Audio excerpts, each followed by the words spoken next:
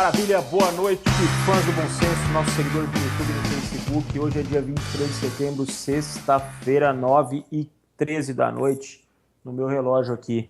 Vamos começar a terceira rodada do nosso podcast. Me acompanham hoje nessa empreitada Niquilauda Regazzoni, direto do Cinturão Verde Paulista, Renate Paulista, falando do Rio de Janeiro, e Leôncio Custódio, direto do bairro de Higienópolis. Tudo bem com os senhores? Beleza. Tudo tranquilo? Maravilha. Galera, eu acho que pauta zero da noite, como terceiro podcast, é falar um pouco do que finalmente aconteceu, né? Lula finalmente virou denunciado numa ação criminal. Motivos para comemoração ou para preocupação? Quais os horizontes? Cara, eu acho que demorou. Acho que demorou para acontecer um negócio desse. Que a gente sabia, todo mundo sabe, que o Lula estava enfiado até o pescoço nessa história. Porque não tem sentido o PT todo mundo sabe que o PT está negociando, que tá envolvido com corrupção, que tá pegando dinheiro de empresas em troca de contratos em Petrobras e tudo quanto é outras empresas públicas aí. Quer dizer, e o chefão do negócio não sabia de nada? Quer dizer, sobrou até pro Genuíno lá, que o povo fala que não sabia de porcaria nenhuma, e já pegaram o José Dirceu, quer dizer, e pro Lula nada? Quer dizer, então eu acho que demorou para ele ser denunciado. E é óbvio, né, que a nossa torcida agora é que as provas apareçam, e se elas aparecerem, que ele seja condenado e seja preso. A minha dúvida agora é só quanto tempo que isso vai acontecer. Não sei o que os colegas acham. Eu acho que essa sua pergunta aí vai depender muito do julgamento que o STF vai retomar sobre a prisão após o julgamento na segunda instância, né?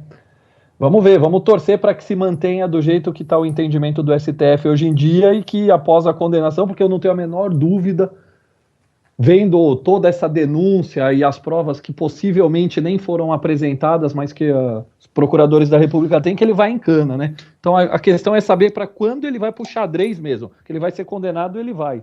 E eu só ia fazer um comentário que demoraram para chegar no Lula, porque em época de celular, de gravação, ele é o único palestrante que nunca teve uma palestra filmada, né? Muito estranho. É verdade.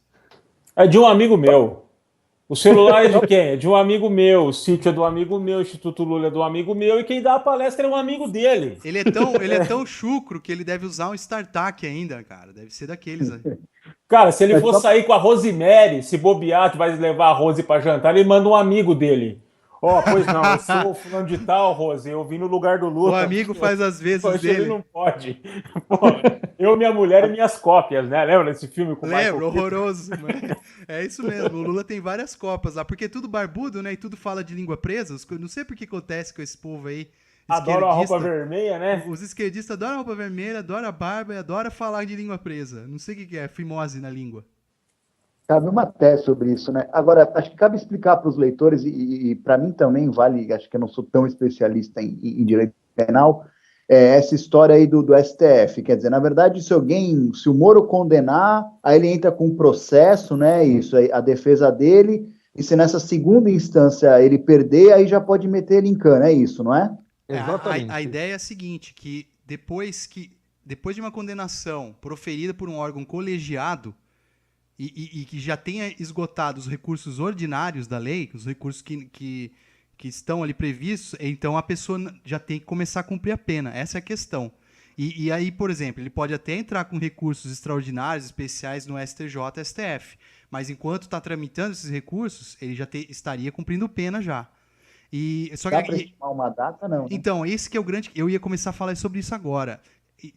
As estimativas dizem que o Moro, ele costuma demorar por volta de 6 meses para instruir e sentenciar um processo criminal lá na seção judiciária dele. Mas a gente está falando do Lula, né? Teoricamente vai demorar mais. Em tese demora mais, porque é óbvio que os advogados vão querer cozinhar o máximo que eles conseguirem ali. Né? E vão tentar tumultuar, vão tentar ficar chamando testemunha que não precisa. Aquelas testemunhas que somem, sabe? Na hora que o advogado chama a testemunha pessoal, e fala assim, não aparece não, que a gente precisa, que a gente não quer te ouvir, a gente só quer A gente só quer cozinhar o galo aqui. Então, quer dizer, eu acho que no mínimo 1 ano aí será, não sei, eu tô chutando, tá?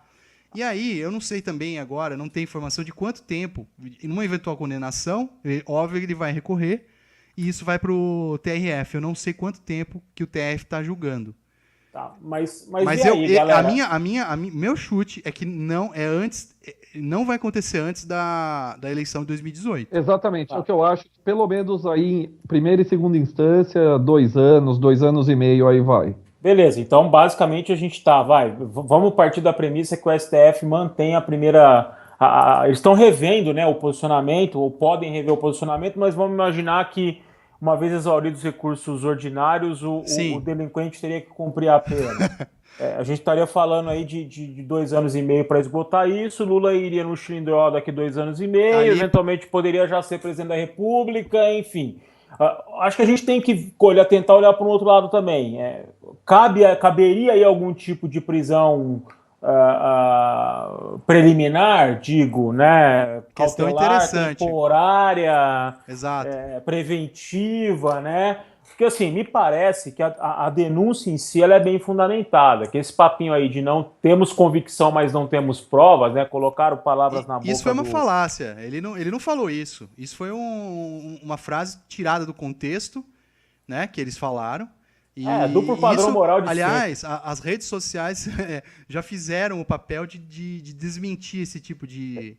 E hoje, esse tipo de informação só roda na boca de petista. Exato. Ninguém mais que é sério leva completar isso que o Nick Lauda está falando, porque crimes de colarinho branco, obviamente o cara não vai passar um recibo, recebi do Nick Lauda R$1.000 por propina da hidrelétrica, tá óbvio, né? Puxa a matrícula do triplex, vai estar no nome do cara. Tenha santa paciência, cara. Não, isso daí é um argumento muito infantil que os caras tentaram usar para desviar. Argumento do Frei Beto, vai cagar. Exato. Ó, uma coisa eu tenho que concordar, porque a gente também aqui não tá aqui só pra, né? A gente tá aqui pra falar o que a gente acha que é certo. Eu não gostei deles terem dado aquela entrevista que eles fizeram lá, aquela coletiva, tá? Eu achei que eles deveriam ter lançado a denúncia e, falo aqui por escrito, assessoria de imprensa lá do MPF. Eu achei que não ficou bom. Não ficou bom. Principalmente aquele slidezinho que eles aprontaram lá. Muito chumbrega, pelo amor de Deus. Mas isso não tira o mérito. Isso não tira o mérito do que tem lá na denúncia. O grande problema é esse. Aí você coloca chumbo, sabe? Para os caras começarem a meter o pau, como se aquilo fosse importante. Não. Aquela apresentação, ela foi superficial. Eu não concordei com ela, mas isso não quer dizer que a denúncia ela tem que ser rejeitada. Não, nada disso. O que importa é o que está lá e as provas que foram colhidas pela polícia. É uma denúncia de 150 páginas, né? Só para... Talvez até grande demais para uma denúncia, né? Então, é porque assim, a tradição do MPF, né? O MPF ele já faz peças assim que são, além de narrativas, já são dissertativas, ou seja, eles já vão colocando ali as conclusões que eles tiraram da análise. Óbvio que depois do processo todo, eles vão completar isso aí e vão desse argumento a dar com o pau para pedir a condenação dele. Posso levantar um contraponto em relação à apresentação que foi feita aí pelos Claro, lógico. Pelo pessoal do MPF? Eu concordo que ela teve um viés midiático. E concordo que o PowerPoint estava uma porcaria, que algum estagiário fez aquilo lá. Mas, colocando isso num contexto maior de um grande jogo de xadrez, talvez isso possa ser encarado estrategicamente como uma grande provocação para o Lula justificar a prisão preventiva dele próprio. Cara, ele teve um show midiático, que eu acho que existiu mesmo, para escancarar e expor o ex-presidente. E, cara, cutucando um cara vaidoso pra cacete, né? Que ato contínuo saiu em caravana pelo Nordeste, metendo a mão no microfone, e eu acho que daqui a pouco ele corre o risco de conclamar a militância dele para ir pra rua, de conclamar o Stedley para colocar o exército dele na rua, ou aquele vagabundo do bolo. E ele já falou um monte de groselha e meteu um pau, e assim, colocando eles como concursado Isso. Faz o que quiser, encosta, não precisa fazer nada. Talvez a estratégia tenha sido a seguinte: vou fazer o show para que o próprio Lula justifique a prisão preventiva dele. Porque atentar contra a ordem pública, se eu não me engano, senhores, é caso de decretação de prisão preventiva. Diga, Sem Rael. dúvida, sem dúvida. E não só, até para quem não é muito da parte técnica do direito, né, são 4 esses requisitos que podem ser utilizados, não necessariamente concomitantemente, podem ser um de cada vez ou mais de um, mas seria a garantia da ordem pública, da ordem econômica, para garantir a aplicação da lei penal, né, e para conveniência da instrução. Então, o que seria? Conveniência da instrução, o cara está ameaçando testemunha, tumultuando o processo, deixa o cara preso por enquanto. Garantia Exato. da lei penal. O cara tomou uma pena, corre o risco antes da gente dar a sentença dele fugir do país, por exemplo. Lula, um cara bem relacionado em todos os países. Vocês acham que tem esse risco? Uma pergunta. Eu não duvido, não, cara. Eu acho que eu também não, especialmente o de ameaçar testemunha, viu? Eu acho também que ele pode querer ir fugir para Cuba, sei lá para onde lá. E até quando eu falo ameaçar testemunha, só cortando o Renate, já passo a palavra para ele, quando eu digo ameaçar testemunha, não é nem a ameaça direta. Não, é um outro tipo. Qualquer forma de tentar influenciar no que a testemunha vai falar, né? Não precisa ser uma ameaça. É esse clamor popular que tira da testemunha o ânimo de falar, né? Mesmo que a testemunha não tenha sido ameaçada diretamente, mas ou que ela fique com algum tipo de temor, ou então, sei lá, que ele vai lá e fala assim, olha, você fala isso, você fala aquilo. Qualquer coisa que ele tente fazer para esconder a verdade. Ou então, por exemplo, sei lá, se ele está tentando destruir documentos que podem ser depois obtidos pela investigação, esse tipo de coisa, né? Agora, com relação... Eu não sei, cara, o Lula ele tem cara daqueles que se ele vê que o barco está afundando, ele foge. Sabe? Então, quer dizer, agora eu não acho que ele foge, mas não sei não, viu? Se começar a ficar... A água começar a bater no traseiro gordo dele, eu não sei não, viu? Vai fugir, vai fazer greve de fome em Guantánamo, do lado de Guantánamo, entendeu? O Renate Paulista acha o que disso aí? Fala lá, Renate. O Lula em greve de fome, ele nada, vai comer, mas, cara, a minha premissa... Mas ele só come cachaça, velho, ultimamente. Ele vai fugir, pra mim tá claro que vai ser pro Uruguai, que é um lugar, assim, meio supostamente neutro, abre aspas, Suíça da América do Sul... e aí, mesmo que seja um governo, sei lá, até PSDB, PMDB, daqui a 2 anos e meio, quando ele for decretada a prisão, vai ter um oba-oba, um deixa disso, e vão deixar no Uruguai lá com a dona Marisa, ele tomando vinho, não sei o quê. Senhores, assim, eu tenho uma forte inclinação, minha convicção é que ele vai fugir para o Uruguai e vai ter uma vidinha lá quieta, lá, tomando vinho que ele gosta. Eu acho que ele vai pro Uruguai. Se ele fizer isso, tem que fazer igual o Batman fez lá no Cavaleiro das Trevas, que o chinês fugiu lá, ele foi lá e buscou o cara e trouxe. Vai ter um acordão, velho. Ele vai pedir asilo, vão dar, que é perseguido público. Cara, eu desejo, se isso acontecer, Renato, eu desejo para ele, e alguns leitores do Bom Senso vão entender, o mesmo destino que Leon Trotsky teve no México. Só isso. O que o Adolf Eichmann teve na Argentina? Basicamente isso. Vai chamar o Mossad para pegar ele? Eu aposto nisso. Eu aposto que ele foge do país. E deixa todos os petistas presos. Ele é o único que vai estar lá fora tomando vinho. Ele vai lá com o Fidel lá, meu. Vai ficar lá. O Fidel, tipo, já deve estar com, não sei, 500... Tá no respirador lá, né? Morre, não morre. O bicho virou um Munhá, meu. E o Lula vai ficar lá do lado dele, segurando a mão dele e tomando a cachaçinha. Cara, mas fato é que, assim, falando sério de novo, que salvo aí algum constrangimento de testemunha, ou algum movimento mais brusco do Lula, talvez provocado pelo espetáculo do MPF, eu infelizmente não vejo um cenário do Lula ser preso no curto prazo, não. A chance é muito pequena. O que eu acho muito ruim para a Lava Jato. Eu também acho que a chance é muito pequena. Agora acho que ele não vai preso, não. Mas daqui 2, 3 anos, olha lá, hein? É que, cara, o brasileiro tem a memória curta, né, meu? Isso é verdade. Cara, o Russomano tá concorrendo a prefeito de São Paulo, líder de pesquisa. A Luciana Genro é líder de pesquisa em Porto Alegre. A Suplicy fala que nunca foi do PT e não é de esquerda.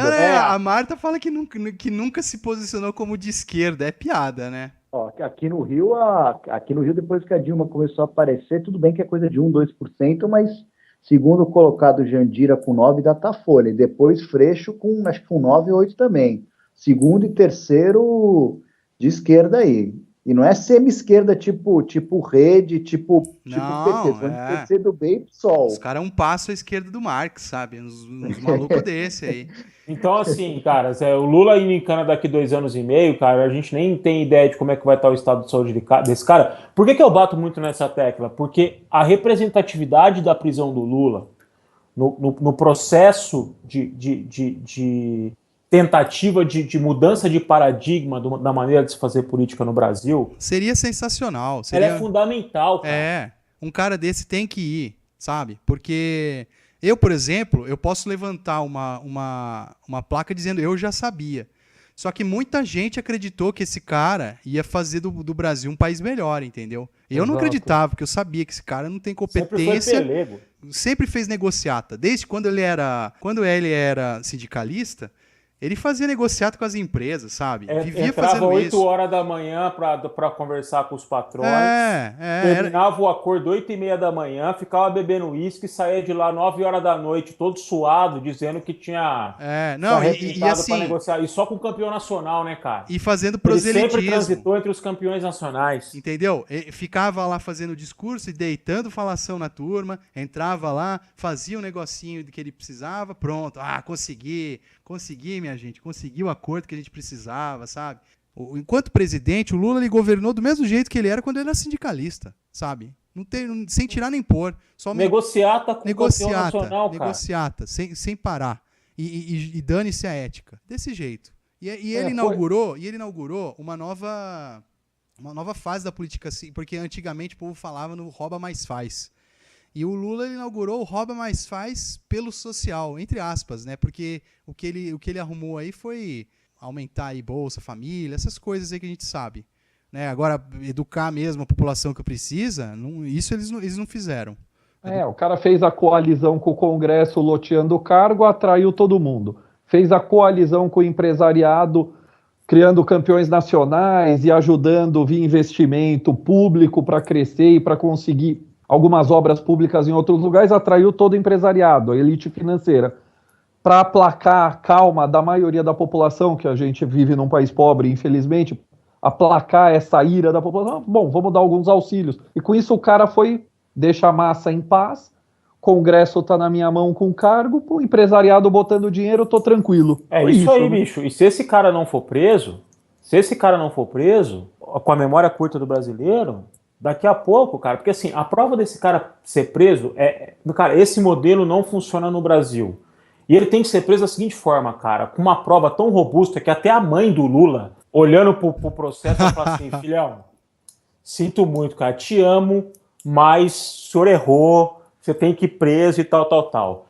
Cara, se isso não acontecer, sinceramente, eu acho que o efeito de todo esse processo de tentativa de mudança que a gente está passando hoje, encabeçado aí pela Operação Lava Jato, ele não vai ter... Pode voltar tudo a ser como era antes, né? Exatamente, cara. Pode se aprovar anistia para Caixa 2. Veja como as coisas são. Depois que a Dilma foi empichada, o pessoal já parou de fazer pedalada, entendeu? Quer dizer, é o efeito aí, o terapêutico da pena, sabe? O povo já tá vendo aí a prevenção geral funcionando. Falou, pô, você viu o que aconteceu com a fulana? Melhor eu não fazer igual, senão vai acontecer comigo. Agora, a Dilma, ela fez as pedaladas dela tendo certeza que nunca ia acontecer nada com ela.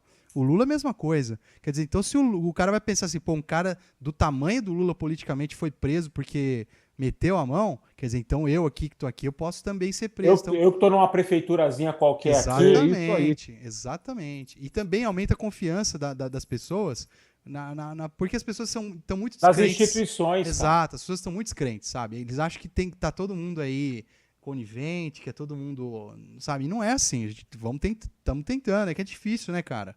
E essa semana aí, só pra falar rapidamente, caiu mais um sargento dele, né? Caiu, mas não caiu, né? Caiu e levantaram. O pão com manteiga caiu virado para baixo, mas logo viraram, né? A torrada para cima. O Leôncio falou um negócio aqui fora do ar que eu acho que é muito correto, cara. Ele já merecia ser preso pela condução da economia que que ele encabeçou aí como ministro da Fazenda nos 8 anos, 9 anos que ele ficou lá no cargo. Sim, porque ele mudou totalmente, né? Porque até então... Inchaço de despesa pública é feito manteiga, cara. Exato, porque até Entendeu? então você tinha, na época do Palocci, que também não é grande coisa, né? Mas na época do Palocci você tinha uma política econômica que era muito parecida com a do FHC. E depois que esse cara entrou, mudou totalmente. Exatamente. E eles... Niquilaldo, o grande mérito do Palocci foi exatamente não fazer nada, né? Não ter mudado nada, né? É isso aí. E ter um caseiro muito gente boa. Exatamente. O cara foi preso, né? Pegaram o cara lá no hospital. E ele ficou preso o quê? 6, 7 horas? E já soltaram de novo. Foi estranho cara, isso aí. Foi estranho e vamos ser honestos. Eu não tenho detalhes a respeito da prisão do Guido Mantega. Acho que ninguém aqui da bancada tem. Mas causa um pouco de estranheza. Eu vi a decisão na TV, tá? Do Moro relaxando a prisão temporária dele. Não foi no Datena, não, né? Não foi no Datena, não. O Datena geralmente agora passa em dia útil. O último podcast era feriado, né? Então eu pude assistir, mas em dia útil, esse horário, geralmente eu tô trabalhando. O Moro falando que relaxou porque a busca e apreensão que foi feita na casa dele e que ele que a presença dele solto não implicava em nenhum risco. Por que cargas d'água foi decretada a prisão do cidadão? Foi esquisito mesmo, não sei. Mas se bem que não foi uma prisão preventiva, foi uma prisão temporária. Foi temporária. E só para explicar, então no final das contas, a gente tinha falado dos requisitos da preventiva. Nesse caso aí, então, já seria mesmo uma prisão que teria tempo, que seria decretada só para conseguir essas provas, então. São 5 dias, né?